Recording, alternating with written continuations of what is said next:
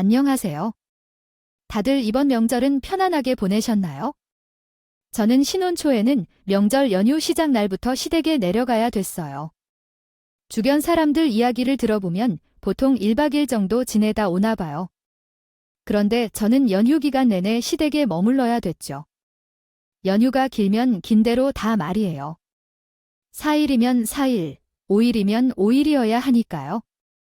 저는 토요일이나 일요일이 포함된 황금 연휴라도 있으면 한 달 전부터 머리가 지끈지끈 아파졌다가요. 집처럼 음식만 하고 시댁 사람들 뒤치다꺼리하는 것은 아니었거든요. 제가 시댁에 가면 시어머니는 미리 제가 해야 할 일을 목록으로 만들어 놓은 종이 한 장을 건네줬어요. 아가, 이번에는 연휴가 좀 길잖아.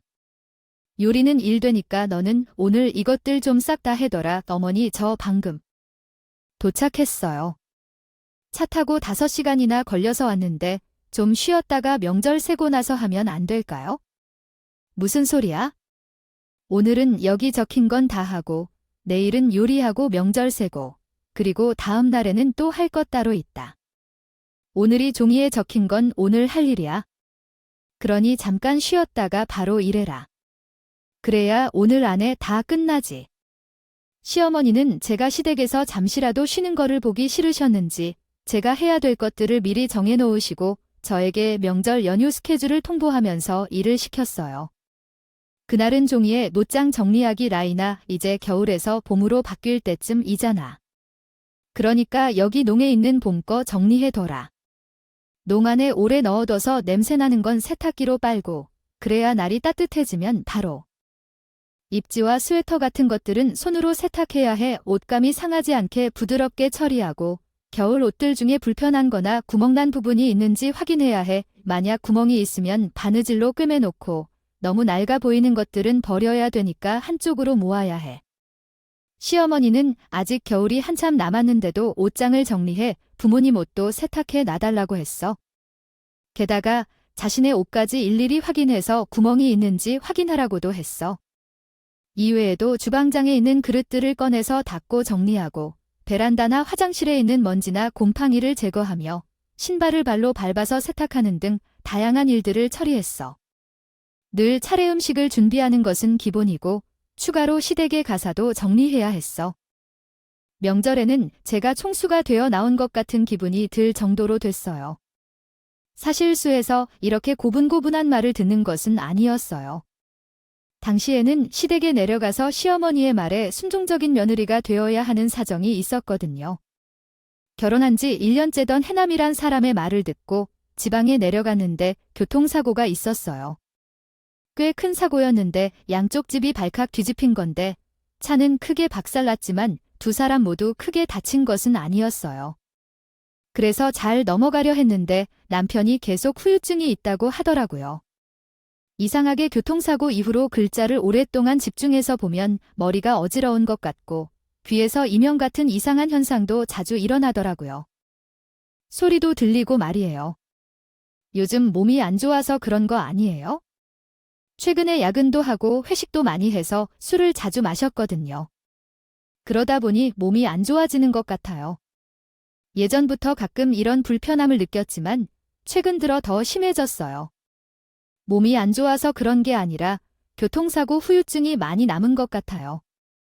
그때 병원에 입원하고 수술까지 한 후 한 달 뒤부터 이상한 증상을 느끼기 시작했어요.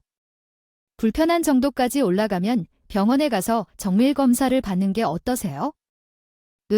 그러면 좋을 것 같아요. 회사에서 문서를 읽거나 일을 할 때 울렁거리고 미치겠어요.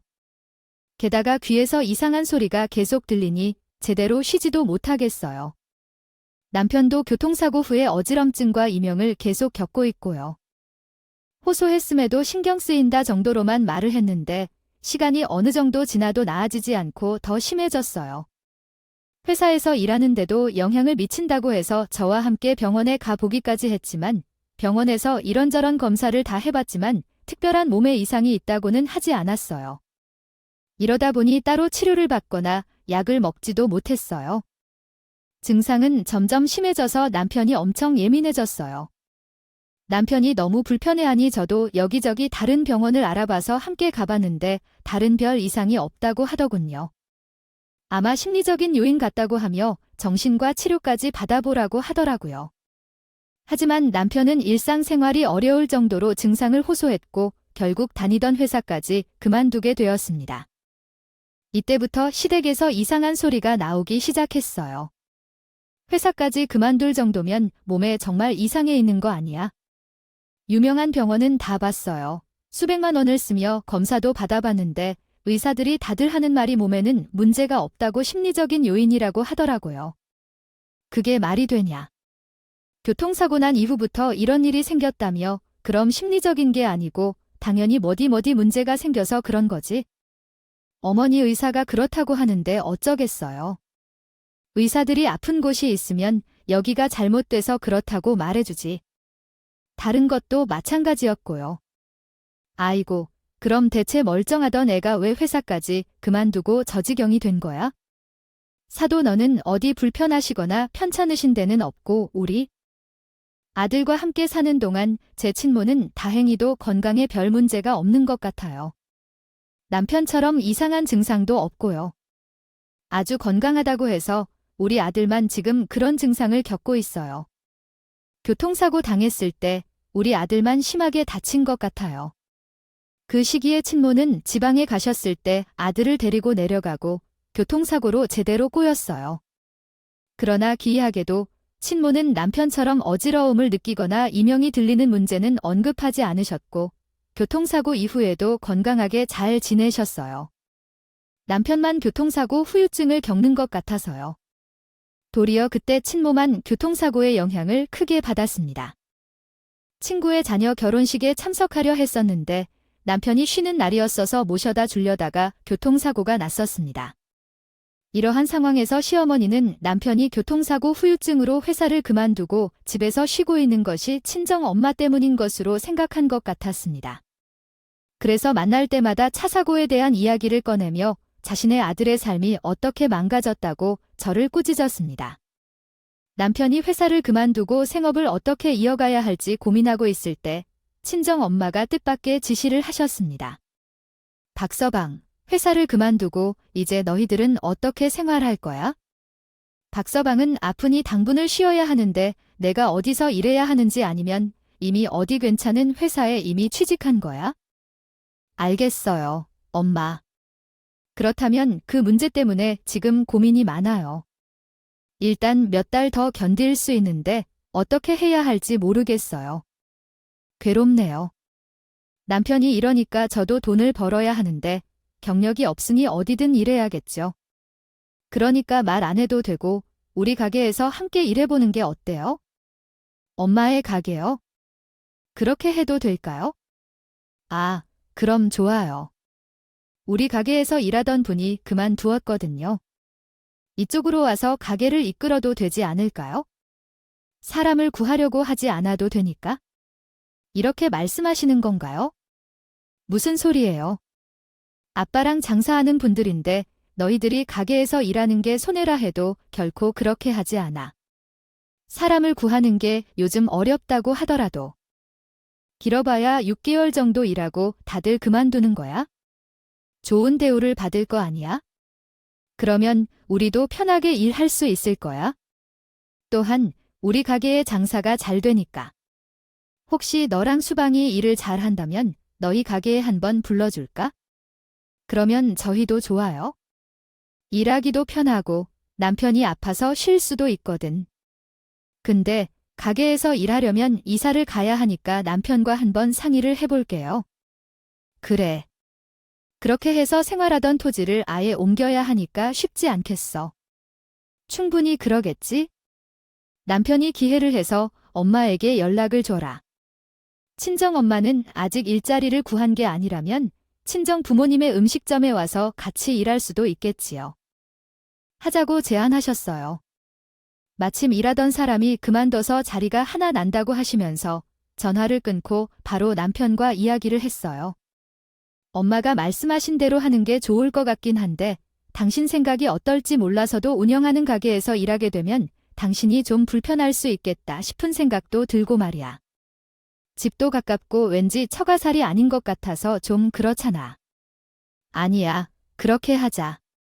아무래도 내 건강이 언제 좋아질지 모르니 그렇게 하는 게 현명한 방법인 것 같아. 나는 신경 쓰지 마. 처가에서 나한테 얼마나 잘해주시는데 불편할 게 뭐가 있다 그래? 오히려 내가 가게에서 같이 일하면 님이 불편하실 텐데 이렇게까지 나를 생각해 주시니 너무 감사하지? 그래, 그럼 우선 당장 엄마에게 말하고 바로 이사 준비를 하자.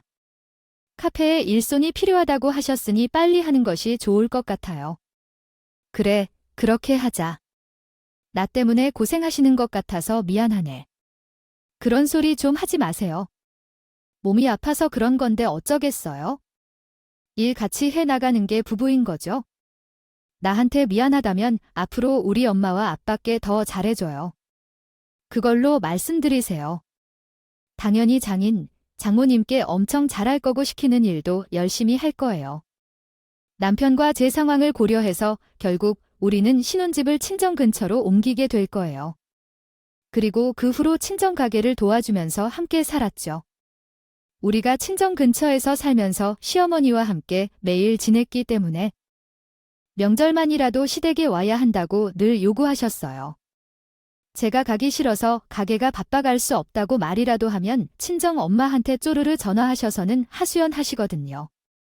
아들이 아파서 회사도 다니지 못하고 저러고 있는데 명절에 얼굴도 못 보니 서럽다고 말이에요. 친정 엄마는 평소에도 자기를 지방으로 데려가 다가 교통사고가 나서 훌리을 겪고 있는 사위에게 많이 미안해 하셨어요. 자기 때문에 몸이 상해서 직장도 그만두고 고생한다고 말이죠. 그래서 시어머니가 이렇게 말씀을 하시면 저에게 그냥 며칠만 내려가서 어머니 뵙고 오라고 성화를 부르시는 바람에 저도 어쩔 수 없이 매번 명절에 찾아뵀어요. 대략 3년 정도의 기간 동안 5번의 명절을 꼬박꼬박 내려가서 연휴 기간에 모든 집안일을 다 해야 했죠.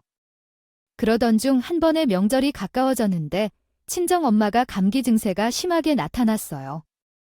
엄마 몸 상태가 매우 좋지 않네요. 아마도 이번 명절에는 가지 않고 엄마 옆에서 돌봐야겠어요. 시어머니가 명절마다 얼마나 손을 기다리는지 알듯이 늘 아들의 얼굴을 보며 본다고 하시는데 감기로 세상을 떠난다는 건 아니니까 저는 명절에 며느리로서 와야 한다는데요. 하지만 아픈 분들을 신경 쓰며 그럴 수 없어요. 시어머니에게 연락해서 못 간다는 말을 해야겠죠. 평소에 건강하신 친정엄마가 며칠 동안 아파 계시니 정말 걱정이 많이 되네요. 그래서 이번 명절에는 시어머니 집에 가지 않고 돌봐야 합니다. 해드린다고 했는데 오히려 친정엄마가 시댁에 꼭 가서 얼굴 비추고 싶으시다고 하셨죠. 저는 하는 수 없이 하루만 내려가야겠다고 생각했고 시어머니께 전화를 드렸어요. 어머니, 지금 저희 친정엄마가 몸이 너무 편찮으셔서 죄송하지만 저는 이번 명절에 명절날에 갔다가 하루 자고 집으로 바로 올라와야 될 것 같아요. 아버지가 계시긴 하지만 요리도 못하시고 제대로 아픈 사람을 돌볼 수 있는 게 아닌 것 같아요. 뭐라고 1년에 딱 2번 서희랑 추석 때만 시댁에 오면서 하루만 있다가 다시 올라간다고 절대 안 된다 이러다가 우리 아들 얼굴을 먹겠어요. 게다가 이번 연휴는 쉬는 날도 안 붙어 있어서 제가 아이였다고 해서 그런 것이 아니에요. 어릴 때부터 친정집에 싫어했어요. 얼마나 싫은 자리인데 엄마가 아프시다고 해도 그렇게 살지 마세요. 눈치 없네요. 게다가 오히려 그렇게 아프다면 병원에 입원을 시키지 왜 집에서 돌보느냐는 거지요. 시댁에 오기 싫어하는 거 아니냐고 아는 말을 하셨어요. 이미 자신은 저에게 시키는 대로 계획을 세웠으니 내버려 두지 말고 무조건 오라고 소리를 지르시며 난리를 쳤어요.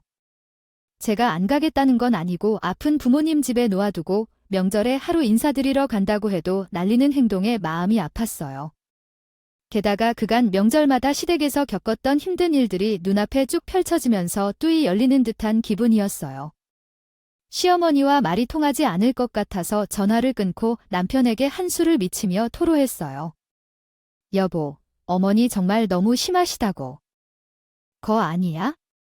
우리 엄마가 아파서 이번 명절에 하루만 있다 오겠다고 했는데 나한테 무조건 명절 연휴 내내 있어야 된다고 오히려 화를 내신다. 우리 엄마 어디 아픈지도 안 물어보시고 말이야. 우리가 명절에만 얼굴 볼 수 있으니까 하루만 있다가 간다고 하니 서운하셔서 그러셨겠지. 너무 마음에 담아두지 마 뭐. 서운하다고 하면 뭘 하는 줄 알아? 나한테 시킬 일들 리스트만 들어뒀으니 무조건 3일 다 있다가 하시던데 그게 서원해서 하는 말이냐? 옆에서 시큼 패를 끄는 것인가 그러는 거지? 당신도 그동안 왔잖아. 내가 시댁에 가면 맨날 죄인처럼 코를 숙이고 시어머니의 온갖 구박을 받아내고 시키는 일로 제대로 앉아있지도 못해.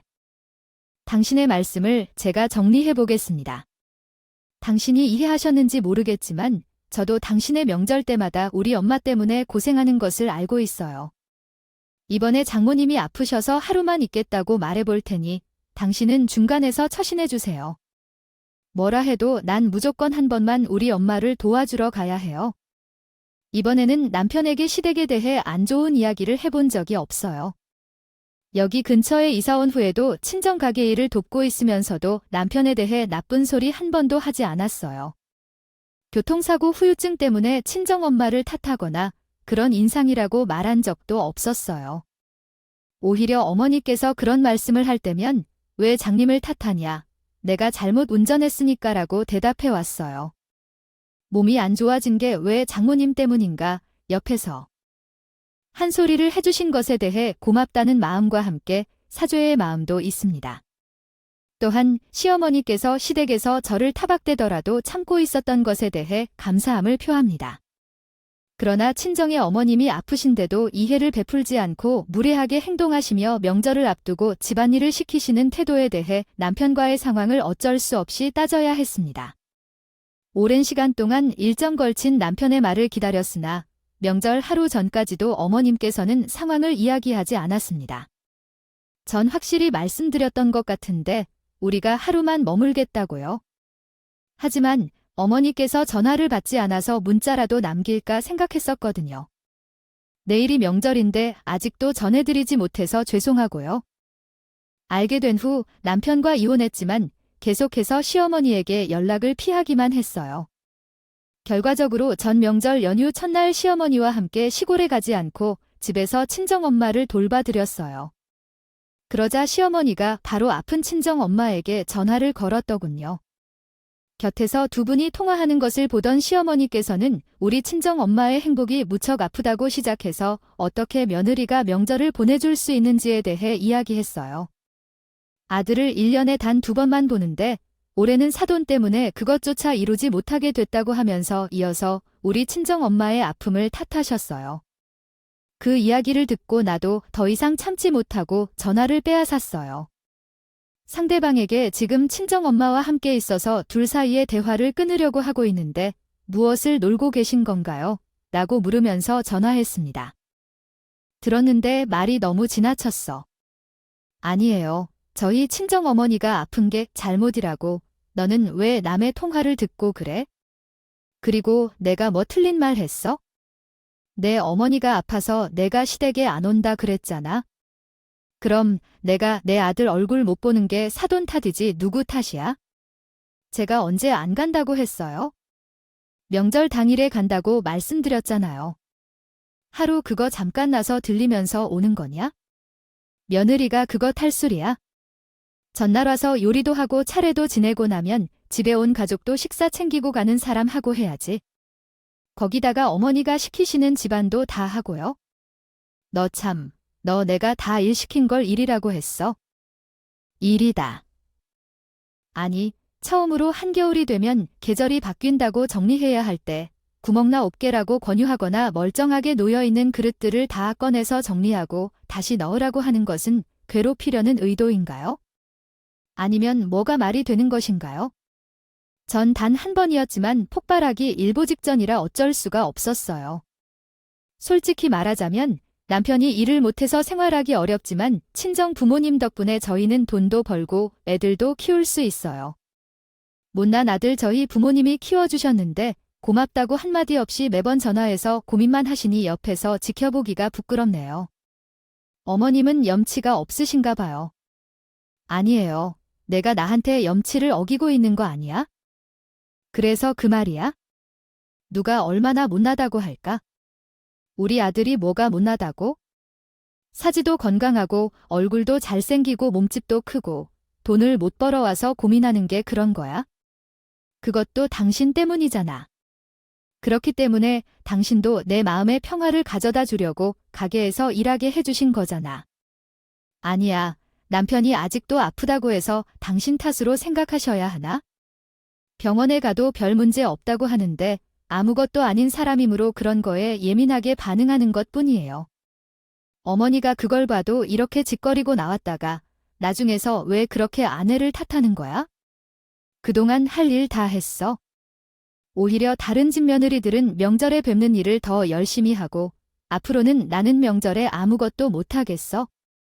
앞으로 명절에는 가지 않겠고 남편만 보내겠으니까 잘 저녁은 많은 것을 만들어 먹으세요. 뭐라고 하는 건데요? 지금은 어떻게 시댁이랑 헤어지겠다는 거예요? 명절 때만 갔다가 얼굴 좀 비춰주면서 굉장한 크리처만큼 열심히 시댁살이 한 줄 아나 봐요. 아니야, 시어머니가 앞으로 명절에도 내려가지 않겠다고 한다는데 노발대발 하시더군요. 전해진 내용만으로도 시어머니의 화가 엄습했어요. 하지만 이번에는 제 마음을 숙이지 않고 내 맘대로 해보기로 마음 먹었어요. 전화를 끊고 남편에게 당장 시댁으로 내려가라고 말했고 남편이 시댁에 도착하면 짐을 싸주고 편지와 함께 시댁으로 보냈어요. 편지에는 아들이 명절 때만 보는 게 너무 억울하다면 직접 데리고 지내라고 적어놨어요. 되다고 써놨죠. 뭐 명절이 끝나고 남편은 다시 자기 짐을 가지고 저와 살던 집으로 들어왔지만 말이에요. 그래도 남편도 이후로는 저에게 시댁에 가전소리를 하지 않았고 저는 그때부터 시댁의 발길을 끊고 살게 됐습니다.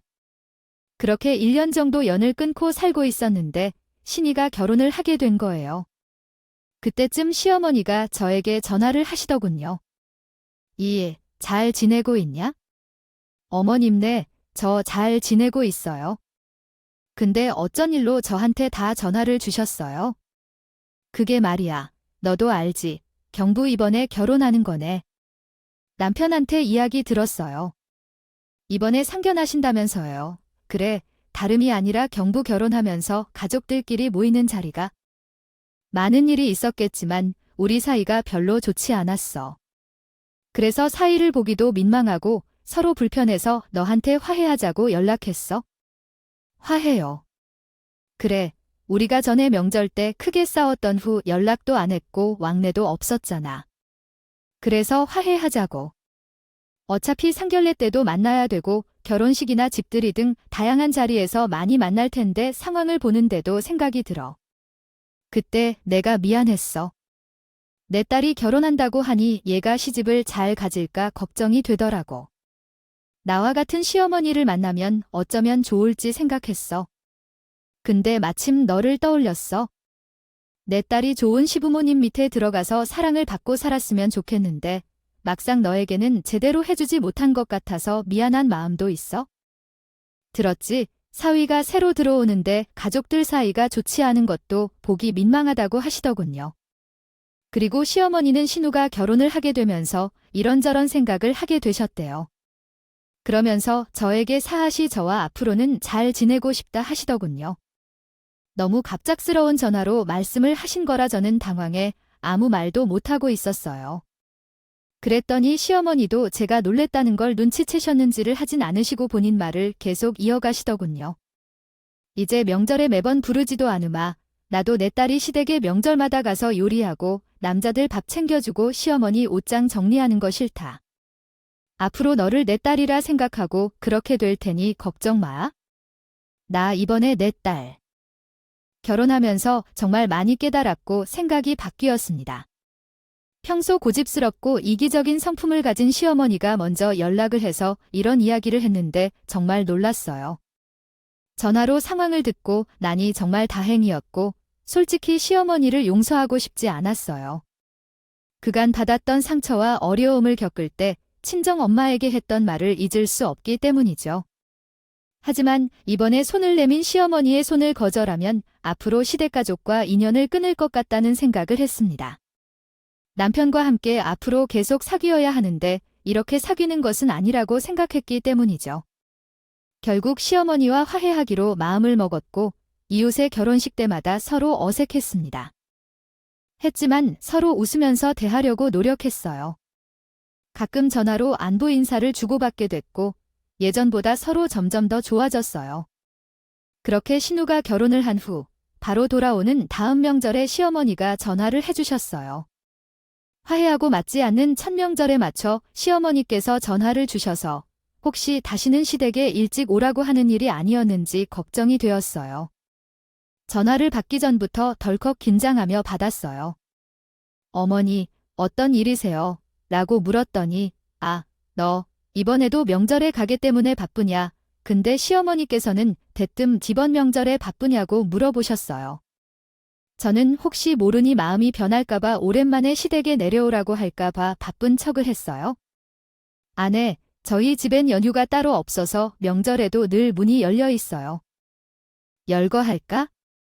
근데 명절에 가게 문을 여는 곳이 우리밖에 없어서 항상 사람들로 붐빕니다.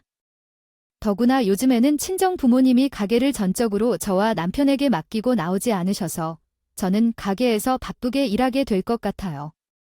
그래서 자리를 비우기는 조금 어려울 것 같아요. 명절 때 가게 때문에 바빠 라고 하나의 질문을 받았는데 무슨 말인가요? 길게 너 내가 명절에 시디 들어와 일하라고 할까 봐 그러냐? 저번에 화해하자고 하는 말을 잊었네. 너에게 앞으로 절대 명절에 시디 들어와 음식해라고 말 안 해줬잖아. 근데 시어머니는 내 이야기를 듣고 한동안만 있더니 다음과 같이 말씀하셨어요. 순간 저도 모르게 민망해져 얼굴이 붉어졌다. 빨개졌어요. 그럼 명절에 바쁘냐고 왜 물어보신 거예요? 시댁에 내려오라고 말씀하시던 거 아니에요? 우리 이번에 같이 가족 여행 가기로 했거든. 그래서 너도 같이 가자고 물어보려고 전화한 거다네. 가족 여행이요. 명절에 제사 안 지내고 여행을 가신다고요? 그래. 뭐 제사야 한평생 열심히 지내는데 이번에 한 번 빠진다고 조사님들이 노여워하시겠소? 오히려 잘 놀다 오라고 웃으시겠지만 우리 딸 결혼했잖아. 그래서 가족끼리 친해질 겸 베트남 가려고 하거든. 가서 음식하라고 괴롭히지 않을 테니 한번 잘 생각해봐라. 아내, 제가 여행을 같이 가면 가게를 비워야 돼서요. 한번 생각해보고 연락해주세요. 다시 전해드릴게요. 전화를 끈 차 옆에 계시던 친정어머니가 궁금해하는 얼굴로 저를 쳐다보고 계셨어요. 뭐야, 너의 시어머니가 전화해서 명절에 내려오라고 하셨다던데 저번에 화해하면서 절대 시집살이를 안 시킨다고 약속하지 않으셨었어. 그랬죠? 이번에는 그것 때문에 전화하신 건 아니에요. 오히려 그 반대일까요? 뭔데 전화해서 뭐라고 하셨는데 이번 명절에는 제사 안 지내고 다 같이 가족여행 가기로 했다면서 저보고도 오라고 하시네요. 베트남 여행 가세요. 제 이야기를 들은 친정엄마의 눈이 해지는 것 같았어요. 어째서인지 너희 시어머니분은 정말 편안하게 지내시는 모양이야. 맞네. 그분이 고집스러운 분이셨으니 차례조차 거르고 해외여행을 그래서 너도 가려는 거야 뭐. 한번 생각해봐야 할 것 같아. 우리 가게는 명절에도 문을 닫아 일을 하는데 남편이랑 여행하러 가면 누가 가게를 보나 뭐. 안 그래도 한번 돌아오면 명절에 나랑 내 아버지랑 같이 가게를 열 테니까 사실 나는 내 시어머니랑 처음 만날 때 결혼식을 하신 것만으로 알았는데 며느리와 사이가 좋지 않은 걸 들키면 쪽팔리니까 너에게는 화해하는 척하는 걸로 생각했었어. 그런데 아니었나 봐. 그냥 잠깐씩 얼굴만 봤는데 이번에는 며칠을 함께 지내면서 어머니와의 관계도 회복하고 아마 시어머니도 그래서 내가 함께 가자고 제안한 게 아닐까 싶어. 진정 엄마는 날 너와 시어머니랑 연락해서. 내용을 들었을 때 얼굴이 활짝 웃음 짓고 시어머니가 나와 잘 지내시려나 한다고 생각하시는 것 같다며 자신이 가게를 맡겨줄 테니 여행을 가라고 꼭 권유하셨어요. 잠시 생각해보니 친정 엄마의 말이 옳은 것 같기도 했습니다. 그래서 저는 즉시 시어머니께 전화를 하여 함께 베트남으로 여행을 떠나자고 말했어요. 그리고 남편에게 물어보니 이번 여행 비용은 시어머니가 전부 지불해 주신다고 했어요. 진짜 가족 수가 뭐라고 어머니가 그걸 다 부담해 주시다니요. 그동안 사이 좋다는 새로운 소식이 들어와 자신이 기뻐하시다고 하셨어요. 그래도 해외여행이라 비용이 상당히 들 것 같아서 얼마인지요? 이야기를 듣고 나니 한돈이 500만 원 정도 나온 것 같더라고요. 시어머니는 500만 원이라는 큰 돈을 가족 여행에 사용하신다고 하더라고요. 근데 생각해보니 여행 경비를 제가 보태도 나쁘지 않겠다 싶었어요. 아무래도 이전에 시어머니가 먼저 화해에 손을 내밀어 주신 일이 있었고, 그동안 연락을 안 하시면서 제가 시댁에 용돈을 한 번도 드린 적이 없었거든요. 하지만 그 여행에 대해서는 우리가 대신 내드릴 수도 있겠다고 생각했어요. 베트남 여행 경비를 우리가 내도록 하자고 한 것이 갑자기 나도 죄송한 것도 있고, 그리고 아가씨가 결혼할 때도 잘 챙겨주지 못했잖아. 가족끼리 가는 첫 여행이니까 우리가 도와주는 것도 나쁘지 않을 것 같아요. 어떻게 생각하세요? 돈을 내는 것도 나오겠죠? 송아, 근데 500은 좀 무리 아니야? 반면에 250 정도면 괜찮은 금액 같은데 기왕 하는 김에 전부 다 내는 게 어때? 그래야 우리도 체면이 서지. 솔직히 언제든 우리가 시간 내서 가족 여행을 간다면 큰 아들 같은 느낌 한번 해보자. 혹시라도 알아서 나중에 시어머니가 반밖에 돈이 안 보였다고 트집을 잡지 않게. 여행 경비 500을 제가 다 부담하겠다고 제안했을 때 오히려 남편이 너무 큰 금액이라고 반대를 했어. 하지만 내 생각에는 한 번 쏘는 김에 통째로 싸놔야 나중에 아쉬운 소리를 안 들을 거라고 남편을 설득했고 시어머니에게 500만 원을 보내드렸어. 비행기가 새벽 일찍 출발한다고 하니까 혹시라도 늦을까 봐 저희 부부는 전날 공항 근처에서 하루 지내기로 했어. 자고 공항으로 향했어요. 약속 장소에는 딱 시어머니만 계시더군요. 어머니, 저희 왔어요. 근데 왜 혼자 계세요? 아가씨, 내외는 어디 계세요? 나를 먼저 여기 세워주고 주차로 갔어. 아마 곧 올 거다. 근데 아가, 너는 여기 왜 왔어? 남편이 해외여행 간다고 해서 배웅해 주려고 왔어네. 그게 무슨 말씀이세요? 가족 여행 가신다고 저한테도 같이 가자고 하셨잖아요.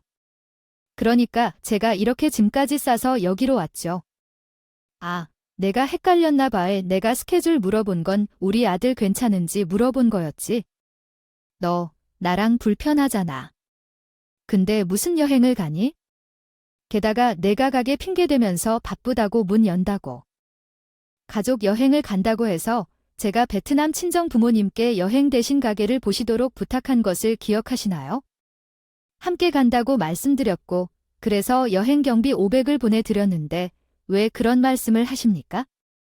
돈도 보내드렸고 가족끼리 여행 가라고 했는데 왜 그런 발언을 하시는지 이해가 안 가네요.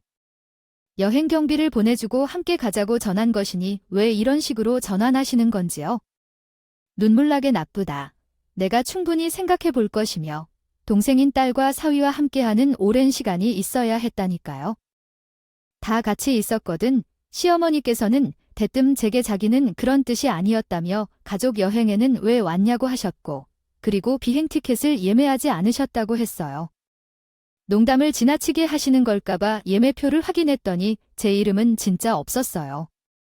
상황이 이렇게 흘러가니 저도 점점 화가 났고요. 그럼 제가 드린 여행 경비 좀 주세요.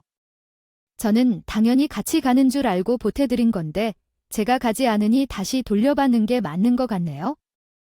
이미 받은 돈을 내가 왜 다시 돌려줘야 돼요? 1년 동안 너 명절에 일하러 안 왔잖아. 명절에 일 안 하고 돈으로 대신했다 쳐라. 명절날 며느리 노릇하기 싫으면 뭐 돈이라도 내야 하지만 앞으로는 매년 한 번은 가족 여행에 가기로 했어. 그때는 내가 모든 비용을 부담하겠다고 약속해. 일을 하지 않는 대신에 비용을 맡아줄 테니까. 알았지? 그렇다면 너는 시댁에서도 일을 안 해도 되오. 내가 뭐라고 하겠어. 요리는 시어머니 부모님 가게에서 열심히 해. 시어머니께서는 일을 안 한 대가를 돈으로 지불했다고 생각해. 또 앞으로 자주 가족 여행을 갈 예정이니까 그 경비는 내게 맡기라고 했지? 내가 너무 황당하다고 따지려 하자 삼켜버리셨어. 그러고는 마지막으로 인사를 하시더라. 그렇다면 나는 이만 베트남으로 가는 비행기를 탄다.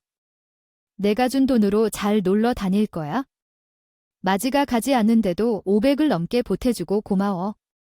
시어머니는 공항 안으로 들어가셨어. 들어가자. 남편을 보자. 그래서 물어봤어요. 당신도 알고 있었어? 어머니가 나만 쏙 빼고 여행 계획하신 거 아니야? 나도 몰랐어. 이번에 엄마가 다 알아서 한 거라서 나도 지금 하는 거야? 그래, 그럼 우리 그냥 집으로 가자. 왜 내 비행기 편이 없다고 그리고 숙박이랑 다른 것들도 나는 빼고 예약하셨다가 했는데 어떻게 베트남을 가? 그니까 집으로 가야지. 근데 나는 예약되어 있는데 엄마가 당신 것만 안 했어. 내 건 다 준비해 두셨던 거야? 그니까 나는 베트남 여행 갔다 올게. 내가 얼마나 베트남 여행을 가고 싶어 했는지 당신도 알잖아. 한 번도 못 가봐서 진짜 가보고 싶어. 베트남 갔던 주변 사람들이 진짜 좋았다고 했더라고. 너는 내가 해외여행을 못한다고 생각하니? 가는데 따라간다고 그게 남편이라 인간이 할 소리야. 그럼 어떻게 해? 예약한 거 취소하라고. 지금 취소하면 환불도 제대로 못 받는데.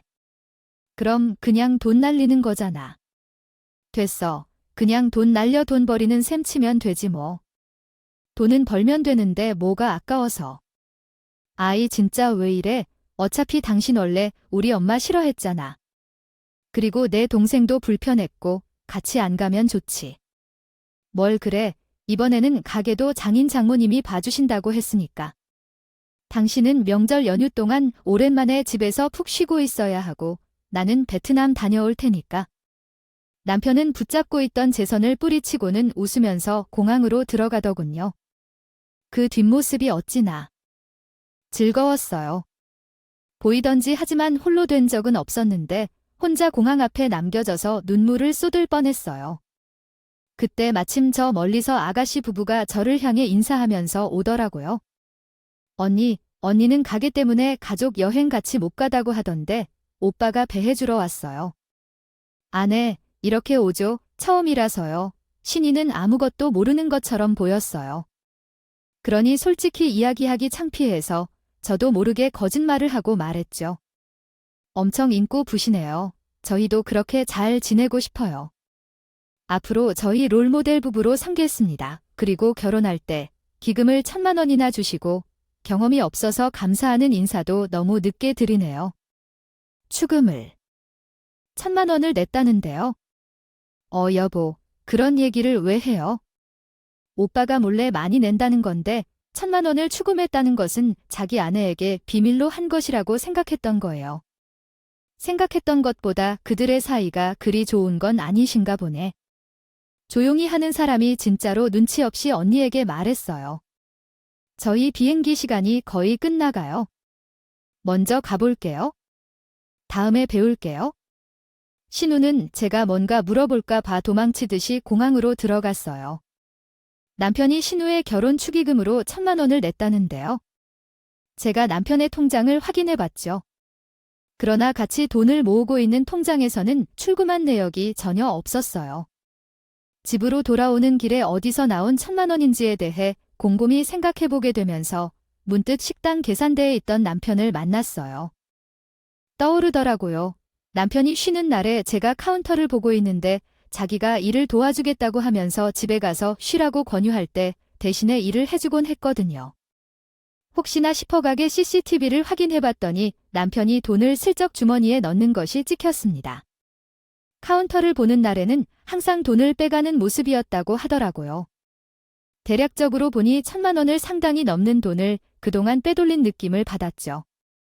예전에 시댁에서 옷장을 정리할 때 시어머니가 비상금을 두는 곳이라고 자랑하며 이야기하던 것이 떠올라서 우리 집 옷장을 한번 살펴보았어요. 그랬더니 시어머니처럼 옷장 아래쪽 서랍 뒤편에 테이프로 봉투를 붙여놓은 것을 발견했습니다. 자세히 살펴보니 현금이 300만 원이나 있었어요. 가게 금고에 있던 동전들을 살펴보다가 간간히 1,000원짜리와 5,000원짜리가 섞여 있었어요. 그동안 전혀 안 일을 하고 논쟁만 했던 저희 사장이 돈을 훔쳐갔다는 사실의 순간이다. 더구나 무단으로 돈을 가져가서 제게는 한마디도 없이 신우에게 1,000만 원을 줬다는 사실에 몹시 당황했어요. 여행 계획을 세웠던 시어머니에게 아무 말도 없이 떠나고 너무 신이 나서 비행기를 타러 갔다가 자꾸 남편이 볼품없이 엎드리고 있는 것 같아서 그냥 전화를 걸기로 결심했어요. 전화통화는 이해하시라고 급히 비행기를 타야 해서 오래 말 못하게 됐어요. 갑자기 전화를 해서 화풀이를 하려고 했던 것 같았는데 괜찮아졌나 보더라고요. 그래선 내가 이야기하고 싶은 거 있으면 휴식을 취하고 돌아와라며 괜찮아졌어 때 알겠다고 대답했어요. 목까지 푹 쉬다가 왔어요. 사진 많이 찍어서 매일 보내줄 테니까 너무 아쉬워하지 말고 당신도 잘 쉬세요. 나는 이번 명절에 하나도 못 쉴 것 같아요. 오면 너한테 바로 이혼 소송 준비하려면 명절 내내 이혼 준비해야 돼서 바빠. 뭐 이혼이라는 무슨 말이야. 내가 아가씨 초기금 1,000만 원 어디서 구한 건가 알게 됐어. 남편은 자기가 공항 한가운데 있다는 걸 잊은 듯이 소리를 지르더군요. 그러자 옆에 있던 시어머니가 전화기를 빼앗으니 이라니 이게 대체 무슨 소리냐. 너 지금 내가 가족 여행 안 데리고 왔다고 남편한테 이혼하자고 하는 거야 라며 말했어. 아니요. 저는 가족이 아니라서 가족 여행 안 데리고 가신 거예요. 제가 그걸 가지고 이렇게 할 것 같아요. 남편에게 한번 물어보시고요. 어머님이 이혼의 100% 원인은 아니지만 영향이 전혀 없다고 볼 수 없어요. 그래서 남편이 잘못했다고 생각하면서 힘들게 용서하지 않고 덕분에 저도 편히 떠낼 수 있을 것 같아요. 여행 잘 다녀오세요. 지금 여행 경비도 나중에 재산 분할로 돌려받을 거니까 아끼고 사용하세요. 그건 다 아드님의 돈이에요. 남편에게 이혼하자고 전화까지 했는데 결국 베트남으로 여행을 떠났어요. 제가 이혼 이야기를 한 건 화가 나서 막연한 언급인 줄 알았는지 거기서 자기 셀카까지 찍어서 얼마나 많이 보냈는지요. 하지만 제가 그 사이에 이혼 준비를 철저히 해두고 집에 있던 남편 물건들은 시댁으로 다 보내놓았어요. 베트남에서 돌아온 남편에게는 이혼을 소리를 내며 할 때에는 그때서야 사태를 파악하고 잘못하였다고 우는 것은 소용이 없었습니다. 그러나 나는 여전히 남편의 사과를 받아들이지 않았고 재산 분할을 정확히 처리한 뒤 우리는 이혼하였습니다. 남편은 아직도 교통사고로 후유증을 겪으며 일을 할 수 없다고 시부모님 집에서 둥글둥글 노고 있는 상황입니다. 전 시어머니는 저에게 500만 원의 여행 경비를 주셨고 전 남편은 지인 형제 축음 1,000만 원을 몰래 가져가다가 결국 시어머니의 연금급여로 겨우겨우 살고 있는 상황입니다. 그 이후에 시어머니는 완전히 제게 맡겨주셨습니다. 이제 남편은 없어졌으니 신뢰하고 맡길 수 있게 되었다고 생각합니다. 그렇게 전에는 사장님이 되었고 매일 열심히 살아가고 있습니다. 오늘도 저희 채널에 와주셔서 감사드립니다. 더 좋은 이야기로 찾아뵙겠습니다.